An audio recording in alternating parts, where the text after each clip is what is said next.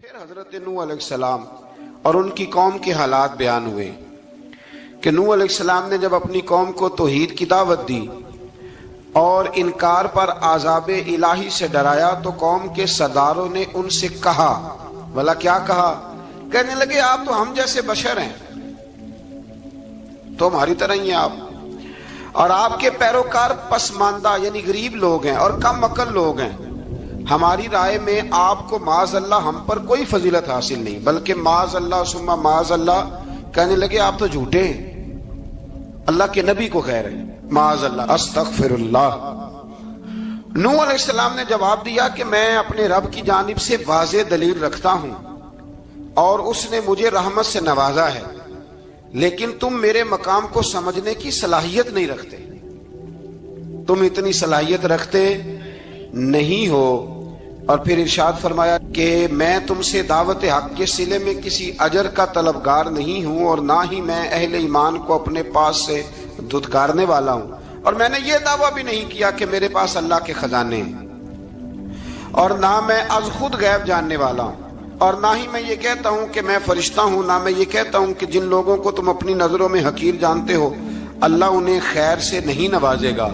فرمایا یہ ٹھیک ہے کہ اللہ بشروں میں سے رسول بناتا ہے، پر جسے بناتا ہے پھر اسے بڑی شانیں عطا فرماتا ہے۔ پہلے دن سے انسان کا یہ مسئلہ ہے، پہلے دن سے انسان کا یہ مسئلہ ہے کہ وہ کہتا ہے میں انسان سے ہدایت حاصل کروں، لیکن رب نے بھی قانون بنایا ہے کہ اللہ تبارک و تعالیٰ بندے پر ہی وحی فرماتا ہے، فرشتوں اور جنوں کو اللہ نے اس منصب کے لیے منتخب نہیں فرمایا۔ قوم نوح نے کہا کہ آپ نے ہم سے بہت بحث کی معاذ اللہ، بس جس عذاب سے آپ ہمیں ڈرا رہے ہیں وہ لے آئیے۔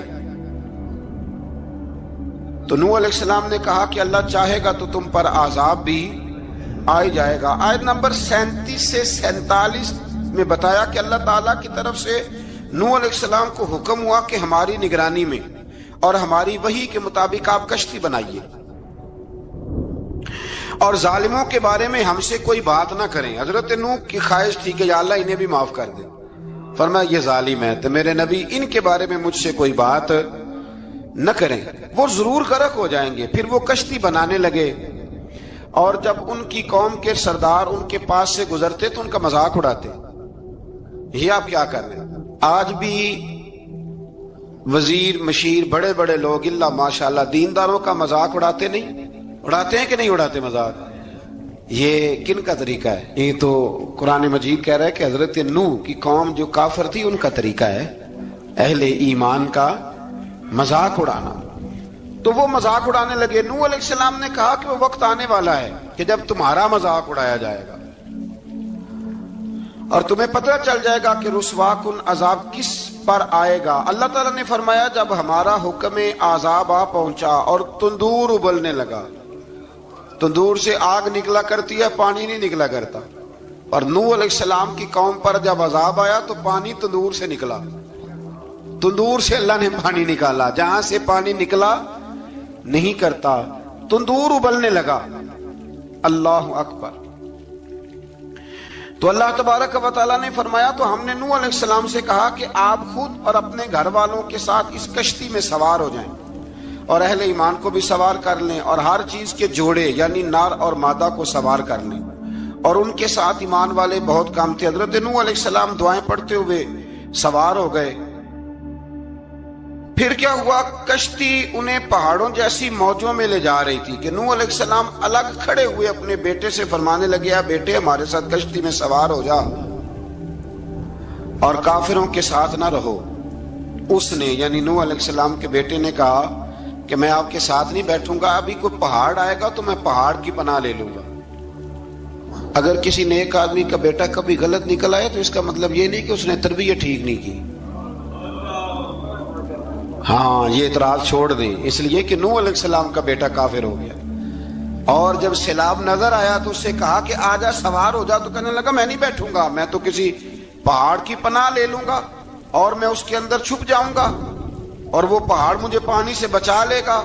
نوح علیہ السلام نے کہا آج اللہ کے حکم کے سوا کوئی بچانے والا نہیں ہے سوائے اس کے جس پر اللہ رحم فرمائے۔ پھر ان دونوں کے درمیان موج حائل ہو گئی، ایسے ایک موج اٹھی اور حضرت نوح کا بیٹا ڈوب گیا. اور جب حضرت نوح کا بیٹا ڈوبا اللہ کی طرف سے حکم ہوا اے زمین اپنا پانی نگل لے, اے آسمان تھم جا, پانی خوش ہو گیا. اللہ کا فیصلہ نافذ ہو گیا اور کشتی کوہ جودی پر ٹھہر گئی. نوح علیہ السلام نے اللہ سے التجا کی, کیا میرے پروردگار میرا بیٹا اور میرے اہل سے ہے اور تیرا وعدہ سچا ہے کہ تو میرے اہل کو بچا لے گا. اللہ نے فرمایا نوح وہ آپ کے اہل میں سے ہے ہی نہیں, وہ آپ کے اہل میں سے ہے ہی نہیں. اہل میں سے وہ ہوگا جو آپ کے طریقے پہ چلے گا, جو طریقے پہ نہ چلے وہ نسل میں سے ہے ہی نہیں, وہ ختم ہو گئی بات. اللہ اکبر. اس کے اعمال ٹھیک نہیں. جس بات کی حقیقت کا آپ کو معلوم نہ ہو اس کے بارے میں سوال نہ کریں. تو نوح علیہ السلام نے اللہ تعالیٰ سے اپنی اس اجتہادی خطا پر مغفرت اور رحم کی دعا کی. پھر طوفان نوح تھم جانے کے بعد وہ سلامتی کے ساتھ اتر گئے. اجتہادی خطا میں نے ایک لفظ بولا ہے, یہ اجتہادی خطا کا مطلب یہ ہے کہ بعض اوقات انبیاء سے ایسی باتیں سرزد ہو جاتی ہیں کہ جو تعلیم امت کے لیے ضروری ہوتی ہیں تاکہ لوگوں کو پتہ چل جائے کہ اللہ کی بارگاہ میں توبہ کیسے کرنی. اگر وہ لوگ توبہ نہ کرتے تو ہمیں توبہ کے طریقے سمجھ میں, یعنی ان سے اجتہادی خطا ہو گئی, کہنے میں کرنے میں کوئی ایسی بات ہو گئی جو بظاہر اللہ تعالیٰ کی رضا والی, تو فوراً معافی مانگ لیتے تھے. لیکن اب امتی اٹھ کے کہے کہ نبی گناہ گار ہے معاذ اللہ. حضرت آدم نے دعا مانگی تھی نا, ربنا ظلمنا انفسنا, اے اللہ ہم نے اپنی جانوں پر ظلم کیا. انہوں نے کہا تھا تو اگر کوئی بندہ حضرت آدم کو ظالم کہے گا تو کافر ہو جائے گا. تو اگر وہ کہے کہ وہ تو خود کہہ رہے ہیں, ایک بندہ اڑ جاتا ہے کہتے ہیں جو خود کہہ رہے ربنا ظلمنا, تو خدا کے بندے وہ اللہ کے نبی ہیں, وہ رب سے کہہ رہے ہیں, وہ عاجزی کے طور پر کہہ رہے ہیں. کچھ لوگ اڑ جاتے کہتے ہیں خود حضور نے کہا ہے جی انا بشر مثلکم, میں تمہاری طرح کا بشر ہوں, خود نبی پاک نے کہا ہے. عجیب بیوقوف بندے ہو, نبی کریم تو کہہ سکتے ہیں پر امتی اٹھ کے نہیں کہہ سکتا. اس نے تو کہنا ہے وہ حبیب اللہ ہے, اس نے تو کہنا ہے وہ قیامت میں شفاعت کرنے والے ہیں. امتی نے تو کہنا ہے وہ سارے نبیوں کے سردار ہیں, وہ امام الانبیاء ہیں. امتی وہ لفظ ادا کرے گا جو اس کے بنتے ہیں. اب کوئی بندہ اٹھ کے کہہ دے, دیکھے نا ایک بہت بڑا عالم تقریر کرتے ہوئے کہے جی میں تو ان پڑھ آدمی ہوں, تو اس کا شاگرد کہے کہ استاد جی قسم اٹھائے ہاں آپ نے تقریر میں کہا نہیں میں ان پڑھ ہوں, آپ تو ان پڑھ ہے. تو یہ بات ادب ہے کہ بے ادبی ہے؟ چلیں اس سے آگے چلتے ہیں, یہ بھی ذرا مشکل سے سمجھ میں آئے گی. ایک اور بات جو جلدی سمجھ میں آ جائے گی, ایم این اے جب اعلان کرتا ہے, تقریر کرتا ہے, الیکشن لڑتا ہے, تو کہتا نہیں میں قوم کا خادم ہوں. کہتے ہیں نا کہ میں قوم کا خادم سے آپ کیا کچھ کراتے ہو, سارے کام کراتے ہیں نا. خادم کو بندہ یہ بھی کہہ لیتا ہے کہ جھاڑو دے دے گلی میں, کہتے ہو کہ نہیں کہتے؟ تو اس نے بھی تو سپیکر میں کہا میں خادم ہوں, کہو اس سے کہ جھاڑو دے گلی میں آ کے. پھر پتہ کیا حال ہوگا, جھاڑو تو نہیں آئے گا اور ہو سکتا ہے کچھ ہے آ جائے. تو اس لیے اب کوئی بندہ کہے جی انہوں خود کہا ہے, تو ایک کچھ پوری جماعت ہے لوگوں کی جو بات کو سمجھتی نہیں. کہتے ہیں خود کہا ہے میں بشر ہوں, انہوں نے خود کہا میں غیب نہیں جانتا, انہوں نے خود کہا میرے پاس خزانہ کوئی نہیں, انہوں نے خود کہا میرے پاس کوئی شے نہیں. تو اس لیے آپ سمجھیں کسی کے لفظوں پر اگر آپ گرا لگا کے بیٹھیں گے تو پھر اس سے بے ادبی ہوگی. تو نوح علیہ السلام نے اللہ سے اپنی اجتہادی خطا کی معافی مانگی. اب حضرت نوح کو کوئی خطا کار کہے گا تو بہت بڑا مجرم بن جائے گا, اس لیے کہ وہ اللہ کے نبی ہیں. آیت نمبر 50 میں قوم عاد کا ذکر ہے اور ان کی طرف دعوت توحید دینے کے لیے اللہ تعالیٰ نے حضرت ہود علیہ السلام کو بھیجا. ہود علیہ السلام نے قوم سے کہا کہ میں تم سے کسی چیز کا اجر طلب نہیں کروں گا, میرا اجر میرے اللہ کی بارگاہ میں ہے, پاس تم اپنے رب سے بخشش مانگو, پھر اس کی بارگاہ میں توبہ کرو, اللہ تعالیٰ تم پر موسلا دار بارش برسائے گا اور تمہاری قوت میں اضافہ فرمائے گا. قوم عاد نے دعوت حق کو رد کیا اور ایمان نہ لائے بلکہ ہود علیہ السلام پر طنز کیا. وہ کہنے لگے کہ ہمارے تو معبودوں نے, ہمارے بتوں نے معاذ اللہ آپ کو پاگل بنا دیا ہے, آپ کو مجنون بنا دیا ہے. الٹا حضرت ہود کو کہنے لگے اس لیے آپ ایسی باتیں کرتے ہیں. ہود علیہ السلام نے کہا میں اللہ کو گواہ بناتا ہوں اور تم بھی گواہ رہنا کہ میں تمہارے شرک سے بری ہوں اور میں اللہ پر توکل کرتا ہوں اور میں نے رسالت کا حق ادا کر دیا ہے. آیت نمبر 58 میں اللہ تعالیٰ نے فرمایا جب ہمارے عذاب کا وقت آ گیا تو ہم نے اپنی رحمت سے ہود اور ان کے ساتھ مومنوں کو نجات عطا کی. قوم عاد نے اللہ کی نشانیاں اور رسولوں کو جھٹلایا اور دنیا اور آخرت میں لعنت کے حقدار ہوئے۔ آیت نمبر 61 میں پھر سے حضرت صالح علیہ السلام اور ان کی قوم سمود کے حالات کو بیان کیا گیا ہے۔ حضرت صالح نے کہا ہے میری قوم اللہ وحدہ لا شریک کی عبادت کرو، اس سے بخشش طلب کرو، اس کی بارگاہ میں توبہ کرو، اس نے تمہیں زمین سے پیدا کیا ہے، اس پر آباد کیا ہے۔ جواب دیا ہے صالح ہمارے آباء و اجداد کے معبودوں کی عبادت کو روکنے سے پہلے ہمیں آپ سے بڑی امیدیں تھیں، اور اب آپ ہمیں روکنے لگ گئے ہیں باپ دادا کے دین سے، لیکن اب ہمیں آپ کی دعوت کے بارے میں شکوک ہیں۔ صالح علیہ السلام نے اپنی قوم سے کہا کہ یہ اللہ کی اونٹنی ہے اور یہ تمہارے لیے نشانی ہے، اسے چرنے کے لیے آزاد چھوڑ دو اور اسے تکلیف نہ دینا۔ اللہ اکبر، ورنہ تمہیں عذاب پہنچے گا۔ انہوں نے اونٹنی کی کونچیں کاٹ ڈالی۔ صالح علیہ السلام نے کہا تم صرف 3 دن اپنے گھروں میں مزے اٹھا لو، 3 دن، پھر اللہ کا یقینی عذاب آئے گا۔ پھر ایک چنگاڑ نے ان کو آ دبوچا، وہ اپنے گھروں میں گھٹنوں کے بل اوندے پڑے رہ گئے۔ صرف صالح علیہ السلام ان کے ساتھ اہل ایمان اس عذاب سے بچے۔ یہ 3 قوموں کا ذکر ہو گیا، نوح علیہ السلام کی قوم کا بھی، ہود علیہ السلام کی قوم کا بھی، اور حضرت صالح علیہ۔ آگے اللہ تبارک و تعالیٰ نے آیت نمبر 69 میں اس بات کا بیان فرمایا کہ حضرت ابراہیم علیہ السلام کے پاس فرشتے بشری شکل میں آئے، انسانی شکل۔ انہوں نے اجنبی مہمانوں کے لیے بچڑے کا بھونا ہوا گوشت تیار کرایا۔ آپ یقین کریں کچھ باتیں لوگ ایسی بیان کرتے ہیں کہ جن کو نہ سن کے بندے کا دل کرتا ہے کہ اس بندے کو بتائیں کہ یار یہاں تو دین سارا پڑھ۔ ایک صاحب مجھے کہنے لگے جی میں ایک پیر صاحب کے پاس گیا تھا تو بڑی مرغن غذائیں تھیں، انہوں نے میری بڑی خدمت کی پر مجھے نہیں اچھا لگا، پیروں کو چاہیے سادی روٹی رکھیں۔ میں کہ تو پیراں واسطے لسٹ بنا خاں انہوں نے کس طرح نہ ہونا چاہیے۔ یہ بہت بڑی مصیبت ہے۔ اگر آپ سادہ کھانا کھلا دیں تب بھی اعتراض ہے، اچھا کھلا دیں کہنے رولا ہے کوئی پیر چوکھے مالدار، دونوں طرف سے مسئلہ۔ تو کہنے لگا جی نہیں پیروں کا کیا کام ہے، وہ کڑائیاں اور وہ سارے۔ تو پھر میں نے انہیں کہا کہ آپ اس طرح کریں، گھر جا کے نا تو 12ویں سپارے کی تلاوت کریں۔ حضرت ابراہیم نے اپنے مہمانوں کے لیے بھونا ہوا کھانا تیار فرمایا تھا۔ تو آپ کیا کہیں گے کہ حضرت ابراہیم درویش نہیں تھے؟ عجیب بات ہے بھائی، آپ ہر بات میں اڑ جاتے ہیں۔ دین ہم نے وہ لینا ہے جو اللہ کا قرآن ہمیں دیتا ہے اور رسول اللہ کی حدیث ہمیں دیتی ہے۔ جب انہوں نے دیکھا کہ مہمان کھانے کی طرف ہاتھ نہیں بڑھا رہے تو ان کو ڈر محسوس ہوا۔ حضرت ابراہیم کو فرشتوں نے کہا کہ ہمیں قوم لوط علیہ السلام کے عذاب کے لیے بھیجا گیا ہے۔ حضرت ابراہیم کی بیوی کھڑی تھی، اس پر وہ مسکرائیں تو فرشتوں نے اللہ کی طرف سے انہیں حضرت اسحاق علیہ السلام اور اس کے بعد حضرت یعقوب علیہ السلام کی بشارت عطا۔ اسحاق علیہ السلام حضرت ابراہیم کے بیٹے ہیں اور یعقوب علیہ السلام پوتے ہیں، اور یعقوب علیہ السلام کے بیٹے یوسف علیہ السلام۔ ہاں اللہ اگر چاہے تو 7 نسلوں میں نبوت رکھ دیتا ہے اگر اس کی منشا ہو۔ تو حضرت یعقوب کی بشارت دی۔ انہوں نے حیرت سے کہا کہ ہم دونوں میاں بیوی تو بوڑھے ہیں، اس عمر میں اولاد کیسے ہوگی؟ تو فرشتوں نے جواب دیا اے ابراہیم کے گھر والوں، تم پر اللہ کی رحمتیں اور برکتیں ہوں، اللہ کی قدرت پر تمہیں کیوں تعجب ہے؟ اللہ فرماتا ہے کہ بیٹے کی بشارت سن کر ابراہیم کا خوف دور ہو گیا اور پھر وہ قوم لوط کے بارے میں گفتگو کرنے لگے۔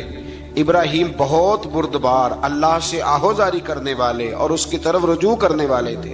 اللہ تعالیٰ نے حضرت ابراہیم علیہ السلام کو فرمایا اے ابراہیم اس گزارش سے آپ گریزاں رہیں، اس کا یقینی فیصلہ ہو چکا ہے اور ان پر نہ ٹلنے والا عذاب نازل ہو کے رہے گا۔ وہ کیا گناہ کرتے تھے لوط علیہ السلام کی قوم کو میں نے بتایا تھا، مرد مردوں سے بدفعلی کرتے۔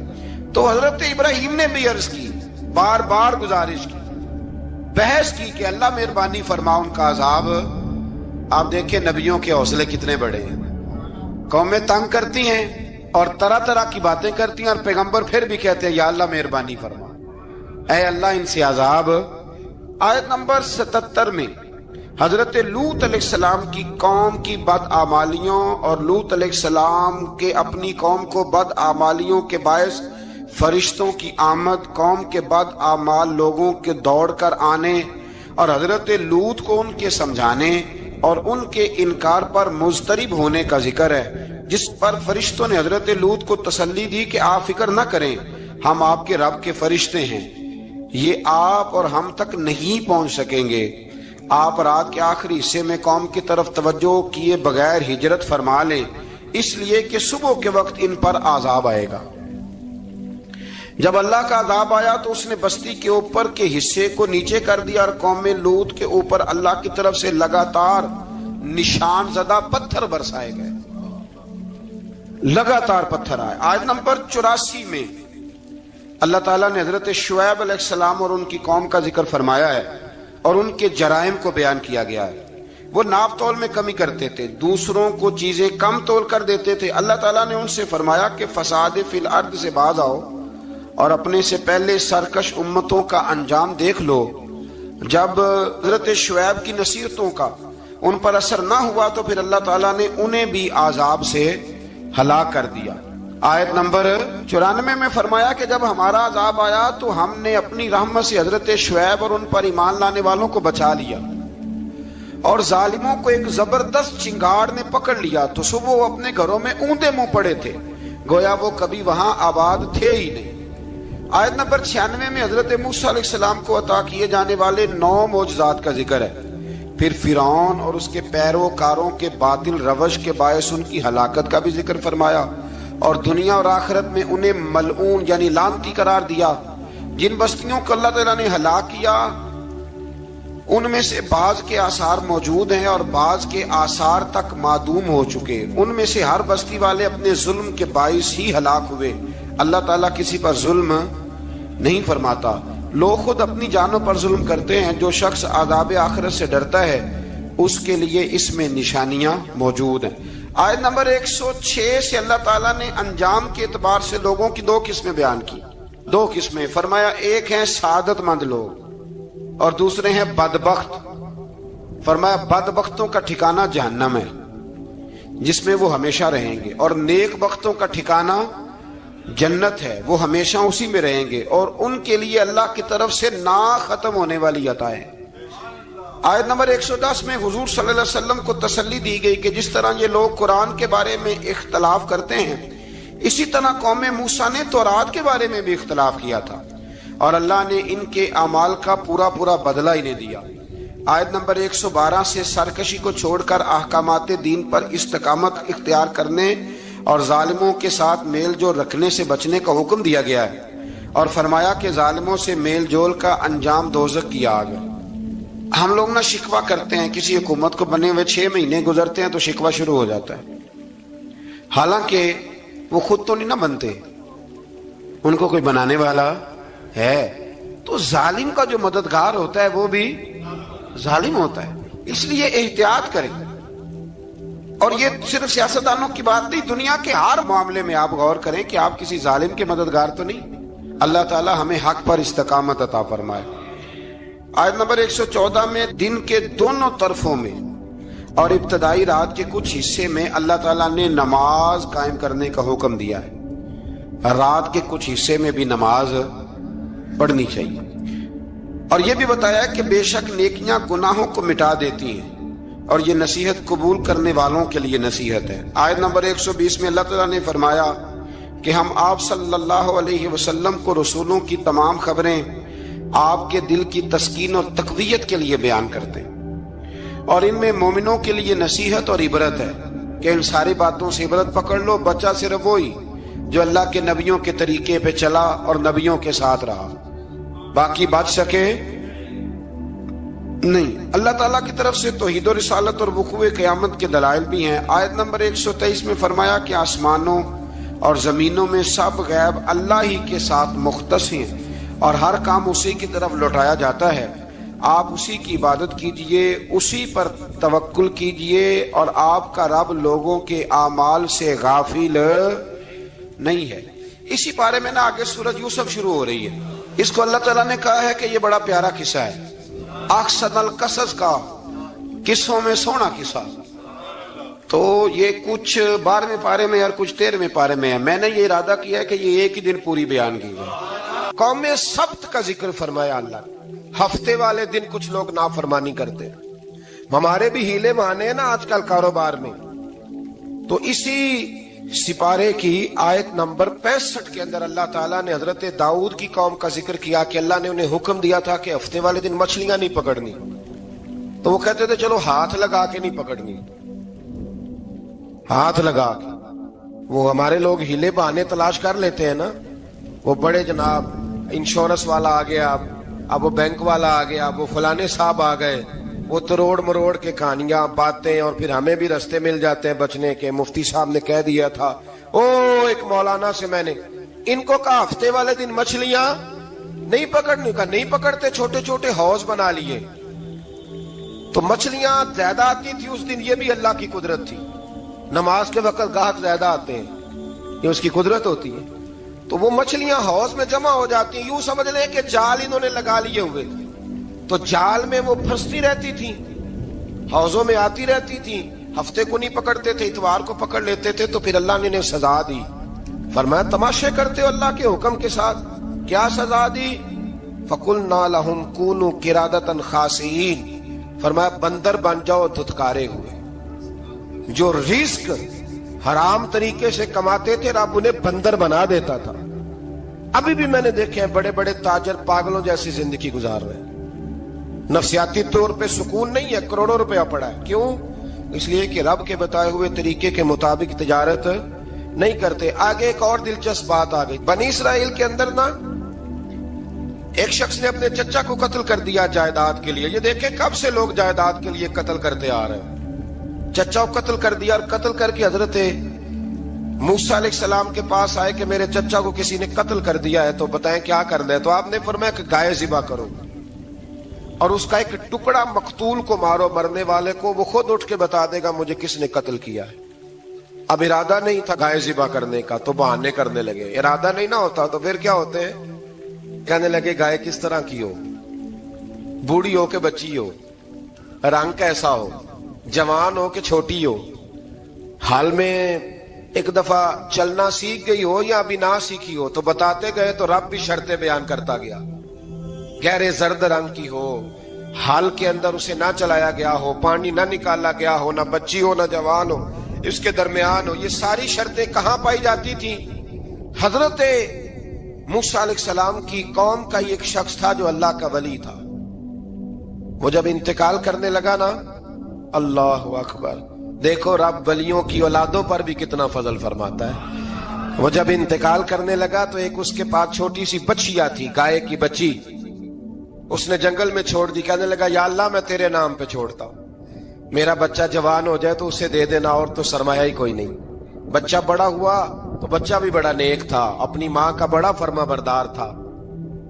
उसकी माँ ने कहा बेटा तेरे बाप ने एक गाय छोड़ी थी। तो बच्चा जंगल में गया और जाके कहने लगा ऐ अल्लाह मेरी गाय मुझसे मिला दे। तो रब करीम ने वो गाय वापस कर दी। वो गाय घर ले आया। अब वो कहने लगा अम्मा बेच दूं, तो अम्मा कहने लगी बेटा मेरे पूछे बगैर ना बेचना। कई दफा गाहक लगे पर उसने कहा जब तक मेरी अम्मा ना कहेगी मैं बेचूंगा। उधर बनी इसराइल वाले शर्तें जितनी गाय के बारे में पूछ चुके थे वो सारी इसी गाय में पाई जाती थी। तो ये ढूंढते ढूंढते वहां पहुंच गए। तो कहने लगे गाय चाहिए। तो उसने कहा भी तुम्हारी मर्जी से नहीं, कीमत मेरी मर्जी की।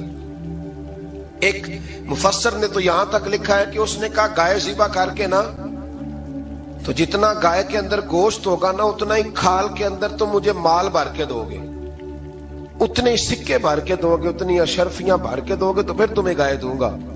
तो फिर ये गाय उन्हें मिली और ये गाय लेकर के आए। ज्यादा सवालात ना करते तो ज्यादा उलझते ना। हम भी दीन के मामले में बड़े सवाल जवाब करते हैं, उतना सवाल करें जितनी उसकी जरूरत है। इन लोगों ने सवाल ज्यादा किए तो फिर उलझ ज्यादा गए। तो मेरे भाई इसका जिक्र भी अल्लाह तबारक व तआला ने पहले पारे के अंदर बयान फरमाया। फिर अल्लाह करीम ने फरमाया कि कुछ ऐसे लोग भी हैं यहूदियों में से जिनका दावा हो गया है कि हम अल्लाह के बड़े प्यारे हैं। फरमाया ये सिर्फ उनके मुंह की बातें हैं, ये तो क़यामत में पता चलेगा ना कि अल्लाह का प्यार किसके साथ ज्यादा है। और फिर ये भी यहूदियों ने दावा किया है, इसी पारे में अल्लाह फरमाते हैं कि इनका दावा है कि हम अल्लाह के बड़े प्यारे हैं, जन्नत में हम ही जाएंगे। तो अल्लाह फरमाते हैं फिर मरने की दुआ तो करो, जन्नत में तो मर के जाना है ना। लेकिन रब फरमाते हैं ये कभी मरने की दुआ نہیں کریں گے، اس لیے کہ انہیں پتہ ہے کہ ہم نے آخرت کے لیے کیا بھیجا۔ لیکن جی پہلا حکم آ گیا یا ایھا الذین آمنوا کہہ کے، پہلی آیت قرآن پاک کی پہلے سپارے میں پہلی آیت جس میں اللہ نے کہا یا ایھا الذین آمنوا، تو پہلا حکم آمنوا کہہ کے آیت نمبر 104 میں جو اللہ نے حکم دیا ہے نا، وہ نبی پاک کی تعظیم کا حکم ہے۔ پہلا حکم ہی اللہ نے حضور کی عزت اور ناموس کا ارشاد فرمایا۔ پہلا اس ترتیب کے لحاظ سے وہ ہوا یہ کہ جب نبی پاک کو بات ارشاد کرتے تو صحابہ کرام اٹھ کے عرض کرتے رائینا یا رسول اللہ، حضور سمجھ نہیں آئی ذرا رعایت کر دے۔ تو یہودیوں کی عبرانی زبان کے اندر نہ ذرا کھینچ کے پڑھتے تھے رائینا، تو اس کا معنی بنتا تھا معاذ اللہ اے ہمارے چرواہے، بکریاں چرانے والے کو بھی وہ رائینا کہتے تھے۔ تو جب صحابہ یہ کہنے لگے تو اللہ نے منع ہی کر دیا، فرمایا میرے محبوب کے غلاموں، اس لفظ کے پیچھے چھپ کے، اس لفظ کے پیچھے چھپ کے لوگ میرے نبی کی بے ادبی کر جاتے ہیں، تو جس لفظ کا کوئی ایک معنی بے ادبی والا بنتا ہو وہ لفظ بھی میرے نبی کے لیے نہ کہو، لفظ وہ والے کہو جس میں کوئی بے ادبی کا معنی نکلے نہ۔ یہاں لوگوں نے بڑے بڑے لفظ نہیں بول دیے، پھر کہتے میرا مطلب یہ تھا، میرا مطلب وہ تھا، تو تو نے وہ لفظ بولا کیوں جس کا کوئی غلط مطلب بھی نکل سکتا تھا۔ اللہ نے فرمایا یا ایھا الذین آمنوا لا تقولوا رائینا، اے ایمان والو رائینا کہو ہی نہ۔ تو یا اللہ کیا کہیں؟ فرمایا وقولوا انظرنا، تم کہو یا رسول اللہ ایک نظر فرمائیے، انداز دیکھیے، انظرنا ایک نظر۔ تو ہمارے بزرگ تو پہلے ہی بڑے پیار والوں نے کہہ دیا یا رسول اللہ انظر حالنا، کہتے کہاں سے لاتے ہو جملے؟ میں نے کہا اللہ کی کتاب سے، یا رسول اللہ انظر حالنا یا حبیب اللہ اسمع قالا، تو تم کہو انظرنا، محبوب نظر کرم کرے، واسمعوا، اور کیا ضرورت ہے دوبارہ پوچھنے کی؟ اللہ کہتا ہے پہلے ہی دھیان سے سنا کرو، پہلے ہی واسمعوا، پہلے ہی احتیاط سے سنو، وللکافرین عذاب علیم، اور کافروں کے لیے دردناک عذاب ہے۔ لے جی اسی پارے میں اللہ تبارک و تعالیٰ نے پھر اہل یہود کا ذکر کیا، تو یہود کہنے لگے کہ ہم حضرت ابراہیم کے ماننے والے ہیں، تو اللہ کریم نے وہ بھی ذکر کیا کہ میں نے تو ابراہیم کو آزمایا ہے، وَإِذِ ابْتَلَىٰ إِبْرَاهِيمَ رَبُّهُ بِكَلِمَاتٍ فَأَتَمَّهُنَّ، ہم نے ابراہیم کو کچھ چیزوں سے آزمایا ہے، وہ ہماری آزمائش پہ پورے اترے۔ قَالَ إِنِّي جَاعِلُكَ لِلنَّاسِ إِمَامًا، تو پھر ہم نے انہیں کہا کہ ہم آپ کو پوری دنیا کا امام بنائیں گے۔ وہ آزمائش کیا تھی؟ آگ میں جانا بھی آزمائش، بیٹے کا نہ ہونا بھی آزمائش، بیٹا ہوا تو پھر اسے وادی غیر ذی زرع ان میں چھوڑ کے آنا بھی آزمائش، بڑا ہوا تو پھر ذبح کرنا بھی آزمائش۔ فرمایا جہاں جہاں آزمایا ہے نا، ابراہیم ہماری آزمائش میں پورے اترے۔ فرمایا تم مفت میں حضرت ابراہیم کی اولاد بنتے ہو اور ان کا نام لیتے ہو اور ان کے ساتھ اپنا تعلق بناتے ہو، دیکھو تو صحیح وہ کتنی آزمائشوں سے گزرے۔ تو اس کا بھی اللہ نے اسی میں ذکر فرمایا۔ اور پھر وہ بات کرتے تھے حضرت یعقوب کی اور حضرت اسحاق کی، تو فرمایا وہ تو ہمارے اتنے خاص بندے تھے کہ وصال کے وقت بھی انہوں نے اپنی اولادوں کو نصیحت فرمائی تھی کہ اللہ کی توحید پہ قائم رہنا، اس کا ذکر بھی اللہ نے اسی پارے میں بیان فرمایا۔ اور جو حضرت ابراہیم اور جناب اسماعیل نے کعبہ تعمیر کیا تو اس کا ذکر بھی اللہ تعالیٰ نے اسی بارے میں فرمایا۔ فرمایا جب وہ کعبہ بنا رہے تھے تو کہہ رہے تھے ربنا تقبل منا، کہہ رہے تھے اے اللہ بنا ہم نے دیا ہے پر مہربانی فرما ہم سے قبول فرما لے۔ تو جو آیہ کریمہ آخر میں عرض کرنا چاہتا ہوں اس پر بھی تھوڑی توجہ فرمائیں گے تو بات بڑی نکھر کے باہر آئے گی۔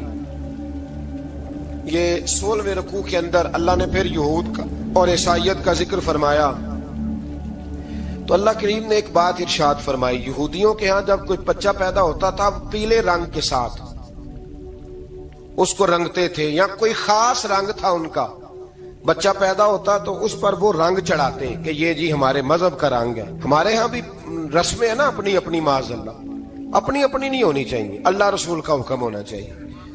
تو یہودیوں کے ہاں بچہ پیدا ہوتا تو ایک خاص رنگ چڑھاتے، عیسائیوں کے ہاں پیدا ہوتا تو وہ بھی ایک خاص رنگ چڑھاتے۔ تو مسلمانوں کے ہاں بچے پیدا ہوئے تو انہوں نے بھی توجہ کی کہ یہ کیا ہو رہا ہے، تو رب کریم نے فرمایا صبغۃ اللہ، رنگ اللہ کا ہی ہے، ومن احسن من اللہ صبغہ، اور فرمایا اللہ کے رنگ سے زیادہ خوبصورت کس کا رنگ ہو سکتا ہے؟ اللہ کا رنگ کیا ہے؟ لا الہ الا اللہ محمد الرسول اللہ صلی اللہ علیہ، فرمایا نیلے پیلے کالے رنگ نہ چڑھاؤ، اپنے ذہن پر توحید و رسالت کا رنگ چڑھاؤ، یہ سب سے بہترین رنگ ہے۔ اگر تمہارے ذہنوں پر رب رسول کی توحید کا رنگ چڑھ گیا تو یہ وہ والا رنگ ہے، پھر تمہیں کسی اور رنگ کی طرف جانے کی ضرورت نہیں پڑے گی۔ تو فرمایا رنگ وہ پیدا کرو جو توحید کا ہے، رسالت کا ہے، اس رنگ کی توجہ کرو۔ قرآن مجید کے اس پارے میں اللہ کریم نے مختلف باتیں بیان کر کے آخری رکوع میں یہ جو رنگ کا ذکر فرمایا نا، تو یہ لگتا ہے پورے پارے کا خلاصہ ہے کہ رب کریم نے فرمایا اصل بات یہ ہے کہ تمہاری سوچوں پہ رب رسول کی توحید و رسالت کا رنگ ہونا چاہیے۔ وہ ایک دفعہ مسلمہ کذاب بے ایمان کہنے لگا میں نے بنا لیا ہے قرآن پاک کا جواب، معاذ اللہ۔ جواب کیا بنایا؟ وہ سورت ہے نا القاریۃ ما القاریۃ وما ادراک ما القاریۃ، کھڑکھڑانے والی کیا ہے، کھڑکھڑانے والی تمہیں کیا پتا کیا ہے کھڑکھڑی، قیامت کا ذکر ہے۔ کہنے لگا میں نے اس جیسی صورت بنا لیا، تو کیا بنایا؟ الفیل ملفیل وما ادراک ما الفیل، کہنے لگا ہاتھی، تمہیں کیا پتا کیا ہاتھی، تم کیا جانو کیا ہاتھی۔ تو پاس جو اس کے اپنے بیٹھے تھے نا چیلے، کہنے لگے چپ کر جا، سارے زمانے کو پتا ہاتھی کیا ہوتا ہے۔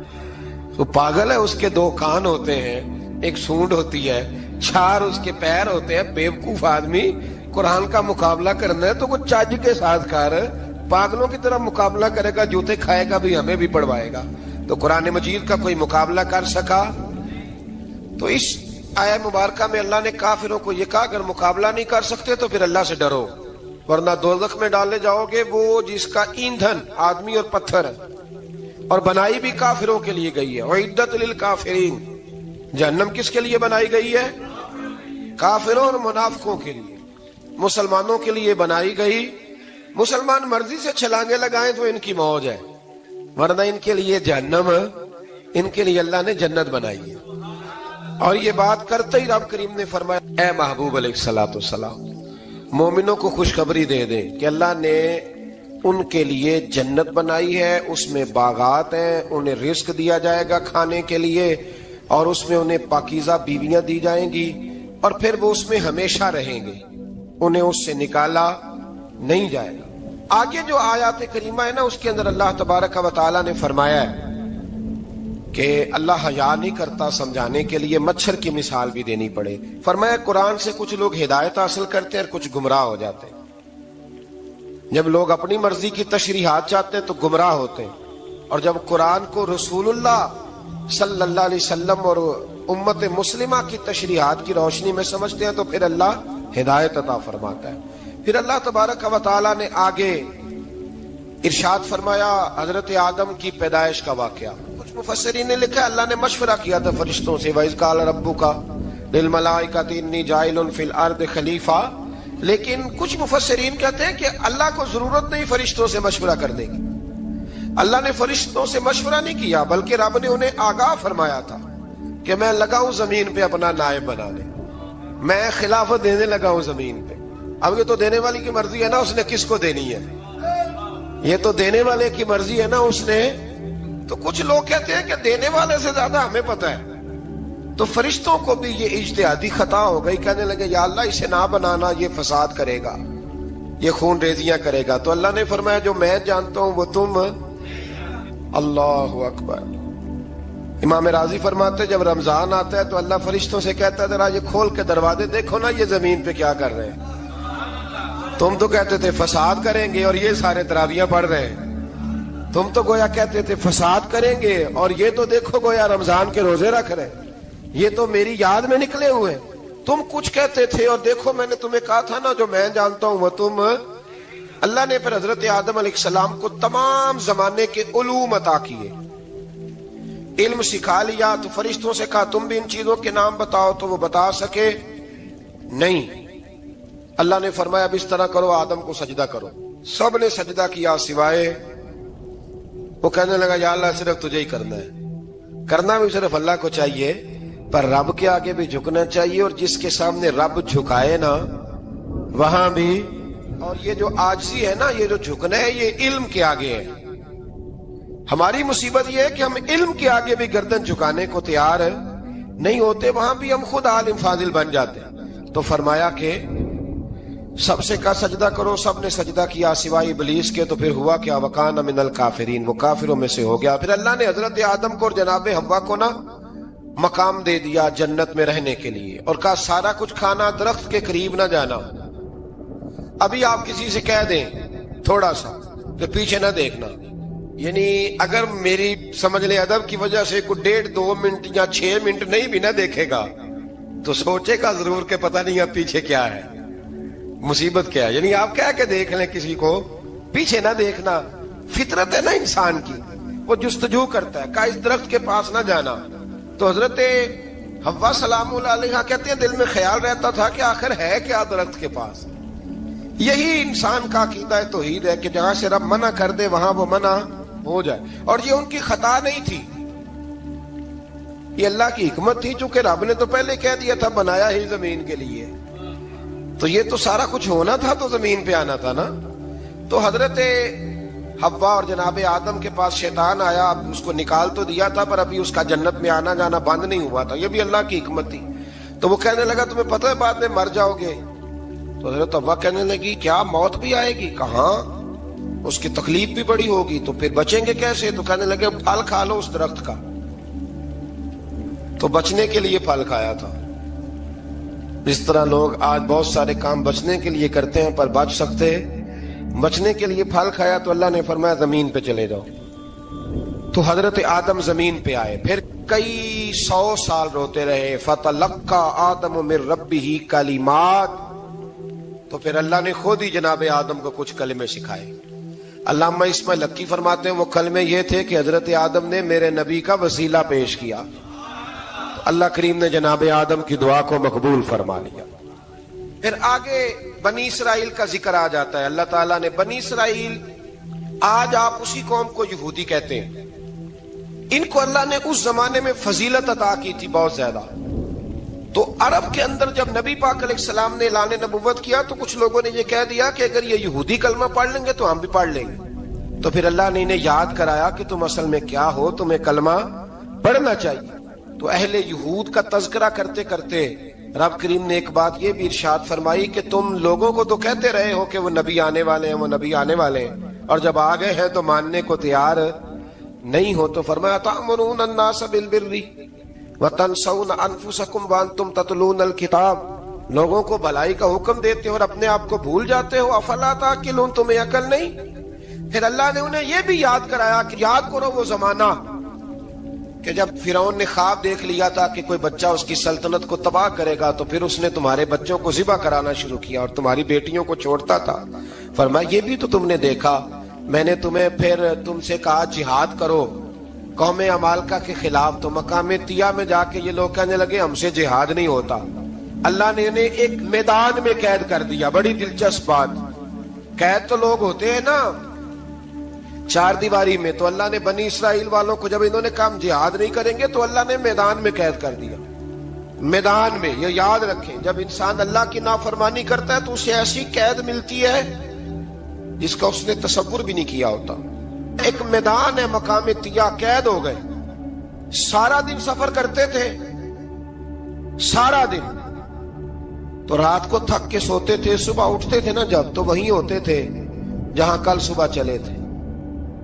تو رب جب کسی کو قیدی بناتا ہے تو اسے زنجیروں کی، سلاخوں کی ضرورت، دعا فرمائے اللہ تبارک و تعالی غموں سے نجات عطا فرمائے، یہ دعا فرمائے۔ ایسی قید دیتا ہے کہ جس سے پھر چھٹکارا ہو سکتا۔